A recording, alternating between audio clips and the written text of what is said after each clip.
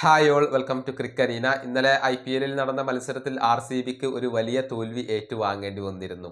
42 റൺസിനായിരുന്നു SRH അവരെ പരാജയപ്പെടുത്തിയത്. ഒരു ഘട്ടത്തിൽ മികച്ച ഒരു തുടക്കം RCBക്ക് ലഭിച്ചിരുന്നു. ഫിൽസാൾട്ടും അതുപോലെ തന്നെ വിരാട് കോഹ്ലിയും മികച്ച ഒരു തുടക്കമായിരുന്നു RCBക്ക് നൽകിയിരുന്നത്. എന്നാൽ അതിനുശേഷം വന്ന താരങ്ങൾ നിരാശപ്പെടുത്തുകയും RCB പരാജയം ഏൽക്കേണ്ടി വരികയും ചെയ്തു എന്നുള്ളതാണ്. ഇതോടുകൂടി പോയിന്റ് ടേബിളിൽ 3-ാം സ്ഥാനത്തേക്ക് RCB പിന്തള്ളപ്പെട്ടു. നെറ്റ് റൺ റേറ്റിന്റെ അടിസ്ഥാനത്തിൽ ഇപ്പോൾ പഞ്ചാബ് കിങ്സ് 2-ാം സ്ഥാനത്തും RCB 3-ാം സ്ഥാനത്തുമാണ്. ഏതായാലും ക്വാളിഫയർ 1-ന് യോഗ്യത നേടണമെങ്കിൽ ആദ്യത്തെ 2 സ്ഥാനങ്ങളിൽ ഇടം നേടേണ്ടതുണ്ട്.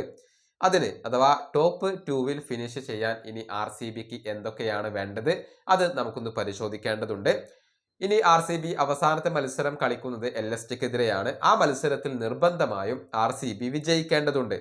പിന്നീട് ഗുജറാത്ത് അവസാനത്തെ മത്സരത്തിൽ പരാജയപ്പെട്ടാൽ RCBക്ക് പേടിക്കാനില്ല. ടോപ്പ് 2-വിൽ ഈസി ആയിക്കൊണ്ട് ഫിനിഷ് ചെയ്യാൻ കഴിയും. അതല്ല എങ്കിൽ പഞ്ചാബ് കിങ്സ് അവരുടെ അവസാനത്തെ 2 മത്സരങ്ങളിലും പരാജയപ്പെടണം. എന്നാൽ RCBക്ക് കാര്യങ്ങൾ എളുപ്പമാണ്. അതല്ല എങ്കിൽ പഞ്ചാബ് കിങ്സ് ഒരു മത്സരത്തിൽ ചെറിയ മാർജിനിൽ മാത്രം വിജയിക്കണം. എന്നിട്ട് RCB അവസാന മത്സരത്തിൽ മികച്ച മാർജിനിൽ വിജയിക്കണം. എന്നാൽ നെറ്റ് റൺ റേറ്റിന്റെ അടിസ്ഥാനത്തിൽ RCBക്ക് ആദ്യ 2 സ്ഥാനങ്ങളിൽ ഫിനിഷ് ചെയ്യാൻ കഴിയും. ഇങ്ങനെയാണ് ഇതിന്റെ ഒരു ക്രൈറ്റീരിയ വരുന്നത്. അതായത് അവസാനത്തെ LSGക്കെതിരെയുള്ള മത്സരത്തിൽ RCBക്ക് വിജയം നിർബന്ധമാണ്.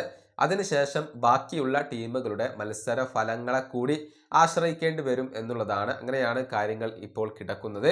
ഏതായാലും ഇന്നലത്തെ വലിയ തോൽവി അത് RCBക്ക് വലിയ ഒരു തിരിച്ചടി തന്നെയാണ് ഇപ്പോൾ ഏൽപ്പിച്ചിട്ടുള്ളത്. ഈ വീഡിയോ അവസാനിപ്പിക്കുന്നു. അടുത്തൊരു വീണ്ടും കാണാം.